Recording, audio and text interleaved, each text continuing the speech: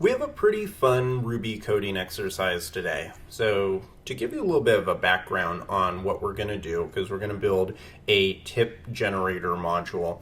And originally, I wanted today to be a create a Ruby gem day, where we go through the whole process of creating a Ruby gem and take it all the way through to deploying it to rubygems.org and go through that whole process.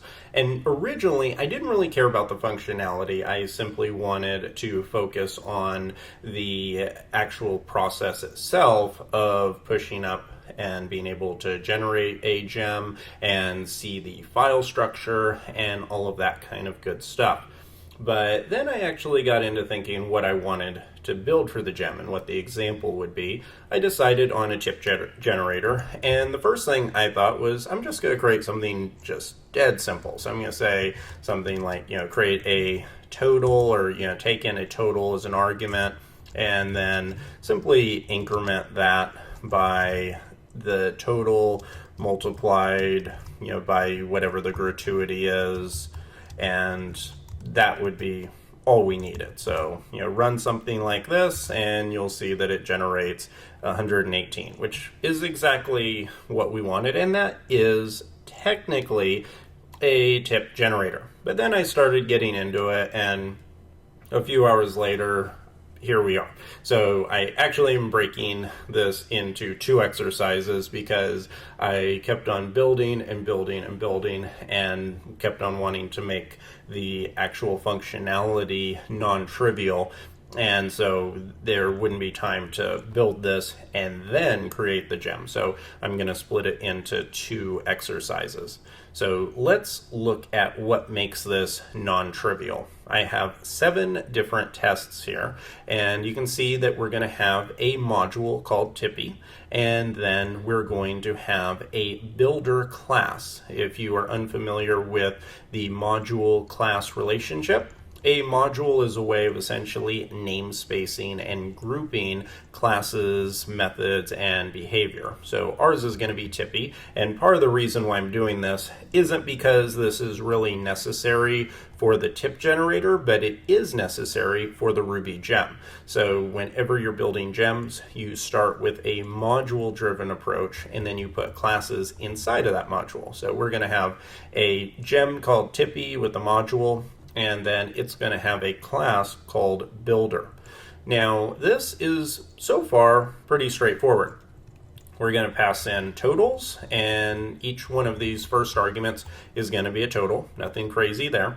And then we're going to pass in whatever gratuity we want. And this is where it started to get a little bit out of hand in terms of the development side, because like you saw on the very bottom of this file, originally I was just going to say, okay, pass this in, and we're just going to say the gratuity has to be some type of integer or float value. And then I realized that that was kind of boring, and so I wanted to make this much more robust. So our tip generator is going to be very flexible, so much so that it can pretty much take any kind of input and generate a tip from it. So we're going to have the ability to take a string that has integers or decimals inside of it, like 23.5, and that is going to generate a tip. We also are going to be able to take some string values, such as high or such as low, and those are going to generate tips based off of some kind of preconceived kind of case statement that we'll have. And then we'll have a standard. So we'll have 3 different simple text options that someone could choose from. Then we'll have a regular integer inside of a string. Up here, this was a decimal inside of a string. Then we have the ability to take just a pure regular integer and also handle cases, edge cases like 0. So that is not quite as trivial as what we had right here. For example, if we tried to pass in any of those values, such as a string of 23.5, or high, low, or standard, or even the string of 18, we would get errors because you can't perform this type of math on those values. So with all of that in mind, I'm going to clear all of this off, and let's get started. So I'm going to save that. coming in the top of the file, we know we're going to have to create a module called Tippy. So let's start there. I'm going to say module Tippy. And from here, I'm going to create a class. This is going to be called Builder, just like you see right there. So I'm going to say a class called Builder, and we know simply based off of builder.new and that syntax that we have to have an initializer. So I'm going to say def initialize, and this is going to take a total, and these are named arguments, so it's going to take a total and gratuity.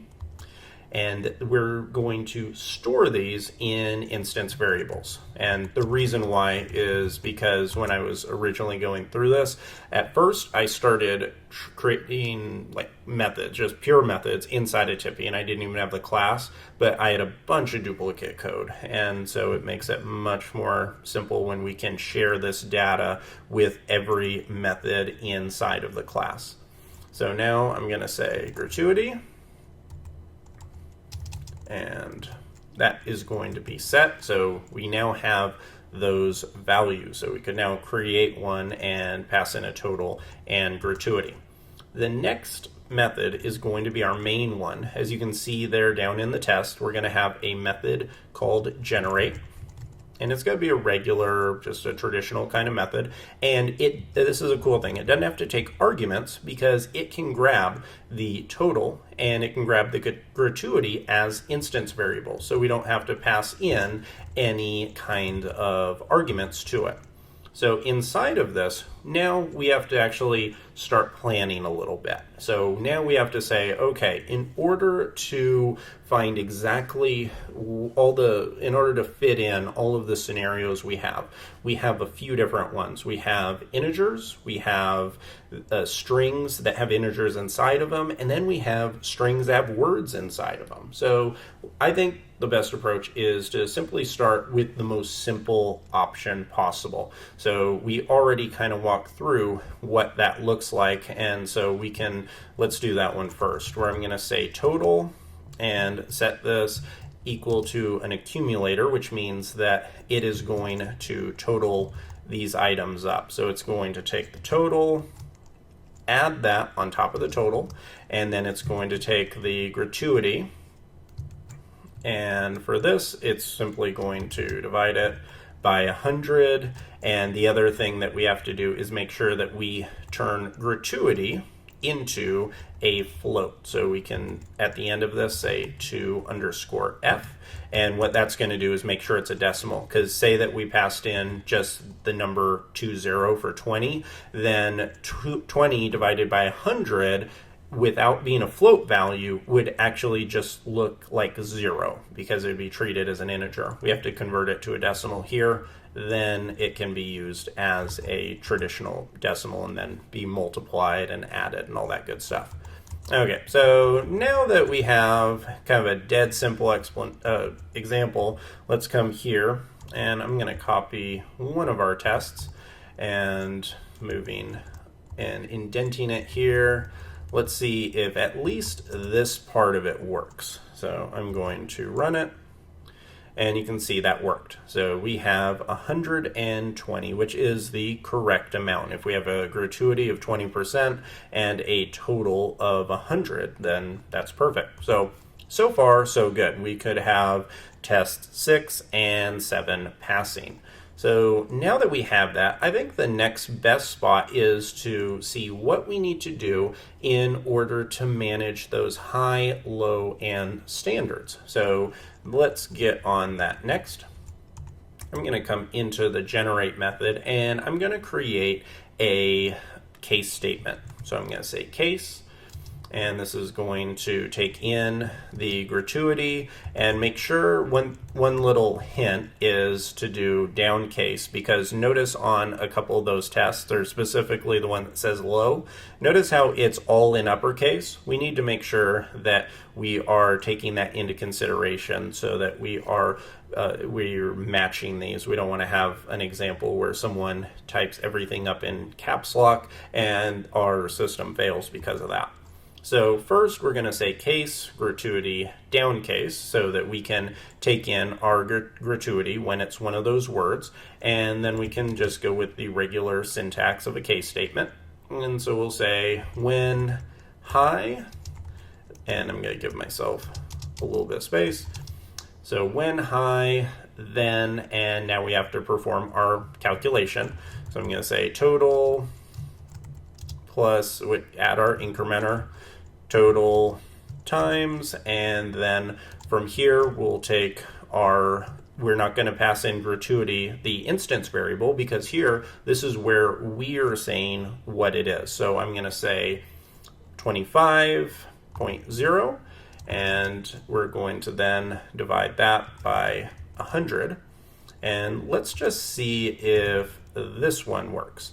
And one little bug that we're already going to run into is right here. So I'm going to comment this out, and it's because what would happen when we try to hit this, then it's going to think that gratuity is supposed to be an integer, but here it's a string. And so we'll walk through how to fix that shortly.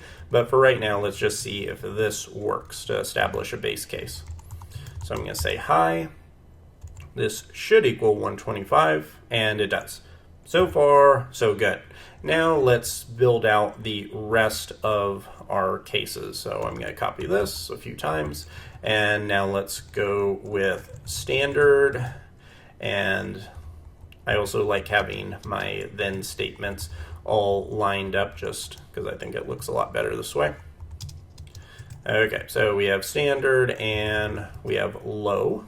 And now with low, and well, with both of these, we need to adjust what the percentages are. Now, obviously, whatever you consider a fair tip, you can put in there. I'm going to put 18 for standard, and then I'm going to put 15 for low. Now, if we come down here and change this out to low, then this should work and give us 115, and it does. Perfect. Okay, now that we have that, let's talk about what we need to do in order to make total work, or to have this generate work, whether we pass in a string of words such as high, standard, or low, or we pass in a number such as 20. So how are we going to do that? Well, I think the easiest way is to simply check for it right here. So the first thing I'm going to do is I'm going to say return, and it's going to return this value. So if this is true, if what we pass in here in this conditional is true, the generate method will end right here, and it'll skip the entire case statement. So right here, what I can say is if gratuity dot is a, and then I can pass in a class of numeric. So what this is essentially going to do is it's going to run through this process. It's going to check the type of gratuity, and it's going to say, is gratuity numeric, which means it's either going to be a decimal or an integer. And if it is, then it's going to run this process. If not, it's just going to skip it completely, come down here and try to run high, standard, or low. So with these things in place, we should now be able to test this out. So I should be able to now come here, and instead of a low for the second one, I should be able to do something like 20, and both of these should work. Running them, and they are. Awesome. So that is good.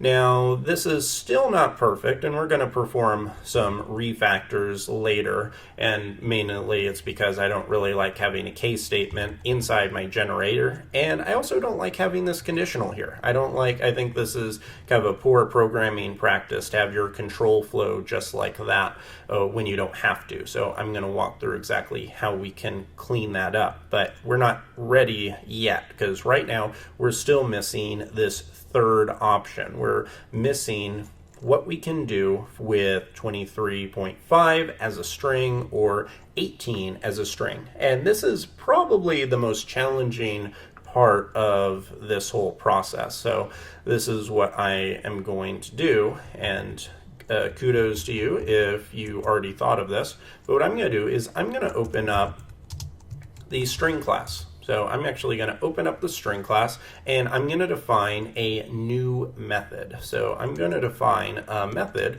called integer with a question mark, and what it is going to do is it's going to return true if a string contains a number, either a decimal or an integer. And I am going to use regular expressions in order to do this, and this is a regular expression I've used in other projects, so I'm just going to paste it right in here, and because that would be a doozy to write right here. And so what this is essentially going to do, because this method has a question mark at the end of it, it is going to always return either true or false. It's going to return true if it finds a number or a decimal inside of the string, and it's going to return false if it doesn't find it. Let's test this out right here. If I have a number like 10 and call integer on it, and also let's create a few more. So here, let's say I have 5.5, and here let's say that I have just a string of characters.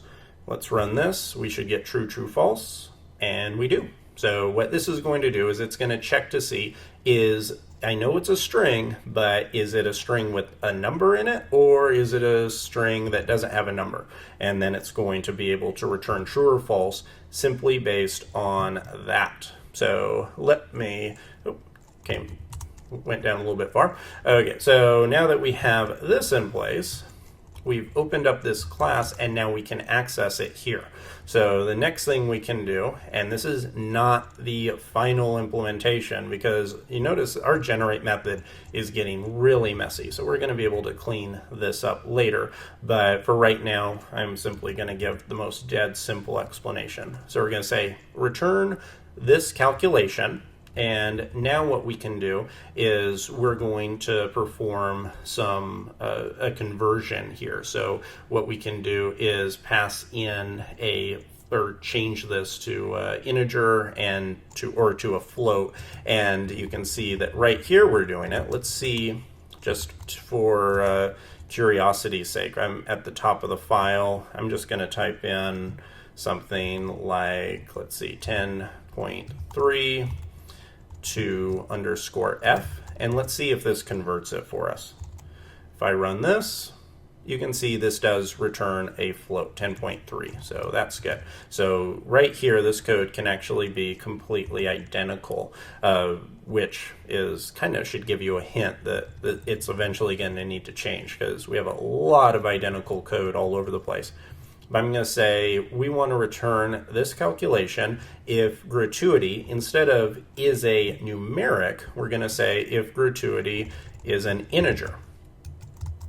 Okay, so now let's take a look and see if this gives us the right behavior if we type these in. So now if I do 20 as a string and run it, there you go. That's working perfectly.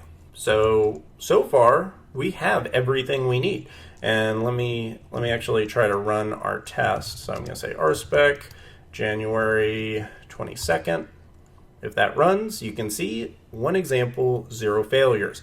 But we are not done. I am not happy with this implementation at all, especially because this is going to be a gem. Whenever it comes to things that you push up that other developers are going to see, you really should be very cognizant of making sure that your code is well written. And so that is what we are going to do, is we're going to take this entire process and we're going to refactor it and clean it up. So our generate method right now is doing a lot. It is first checking to see if the gratuity passed in is numeric. Then it is checking to see if it is a string that is disguised, or it's an integer disguised as a string. And then if both of those items fail, then it comes to this case statement where it goes through 3 various options. That right there is way too much.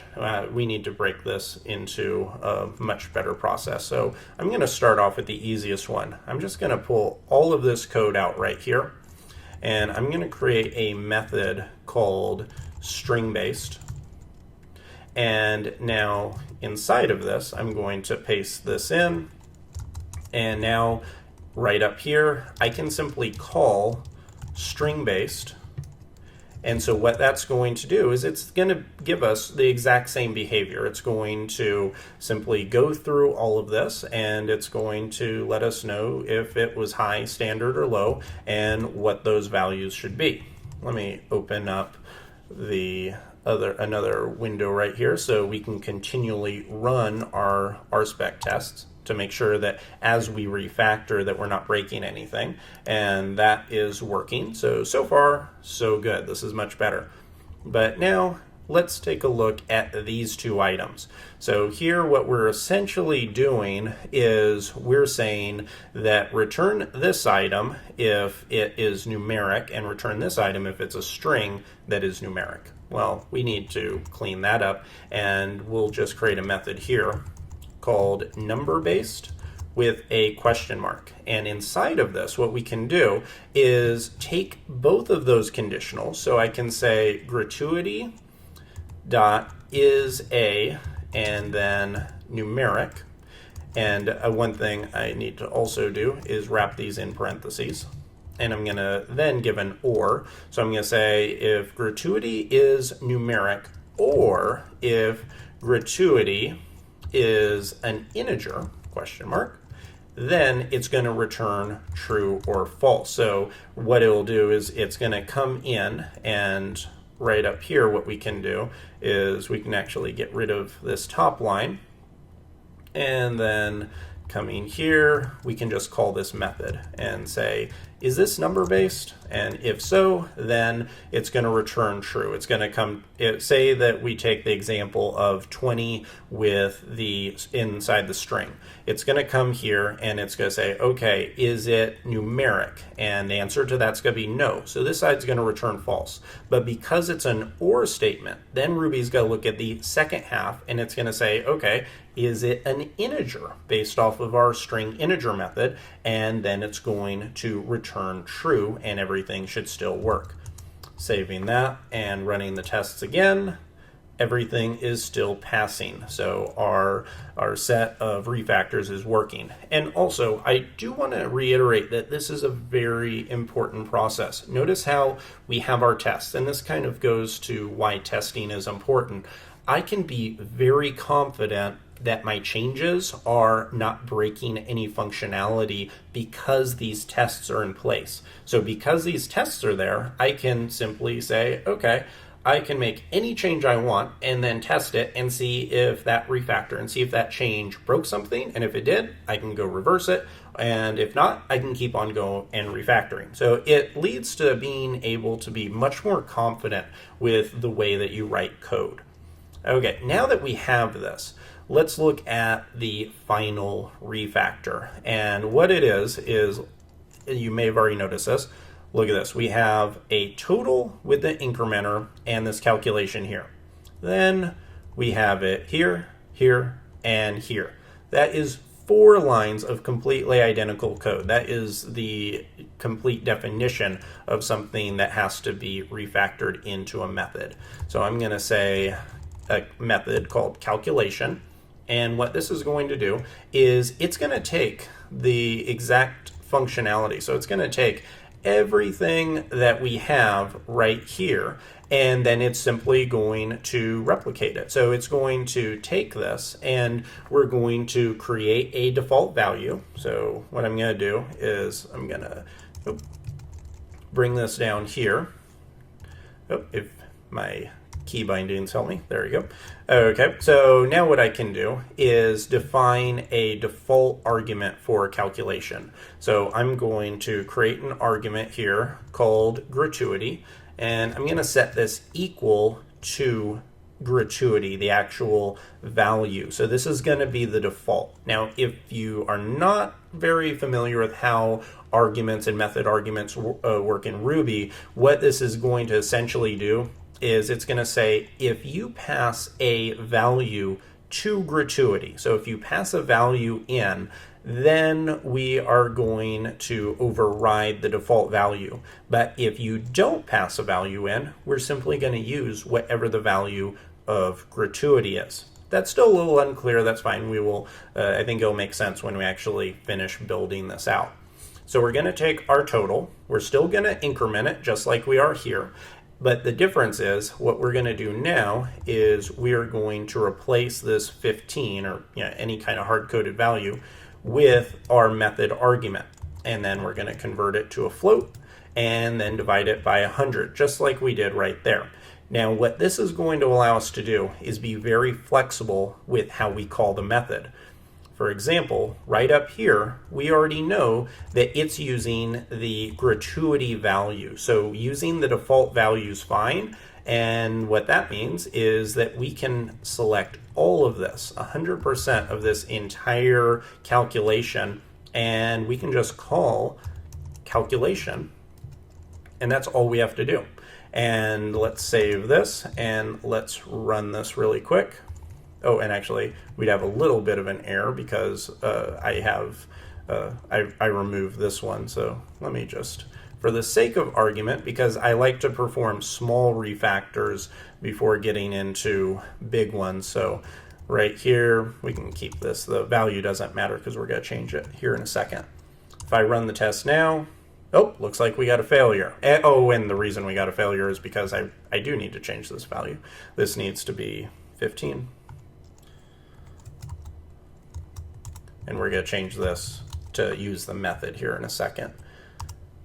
Running again, one example, 0 failures. Everything's passing. So this is pretty cool. We now have completely refactored this process to just say, return the calculation if this is number-based. If not, return the string-based version. And now here, what we can do is these items, they can't use the default value. So they're going to have to be a little bit more specific. So they're going to have to override that default, but that's not really that tough. So this one's 25%. So here I can say calculation and pass in 25. And right here, I'll say calculation and pass in, I believe I had that at 18. And here, this last one is 15. So pass in calculation and it'll be 15. Now let's test this. There we go. One example, 0 failures. And look how much cleaner this code is right here. This is so much better than how it was when we had all of the logic inside of that generate method. And the other thing I like about this is it reads so much better. Imagine that this was a legacy app or a piece of open source software. You could come to it and read this almost like regular, just plain English, where you say, okay, this is a tip building class, and inside of it, it returns the calculation if it's number-based, and then you could come down to calculation and see how that formula works, and then you could say, okay, if not, it returns the string-based, and then you could come to string-based and be like, oh, okay, yeah, it takes in high, standard, or low, and that's it. So that, I think, is pretty cool. That's I think I like doing these refactors. I find a lot of joy in being able to write clean code that is easy to read, especially when it's for open source kind of projects like building a gem. So that is it on how to build a tip calculator. And in our next exercise, which is kind of the part 2 of this, we are going to take what we built here and we're going to implement this into our own Ruby gem and deploy it to rubygems.org so that the whole world can use it. We can use it in Rails applications anytime we need a tip calculator, and especially one that is nice and flexible like this. So I'll see you then.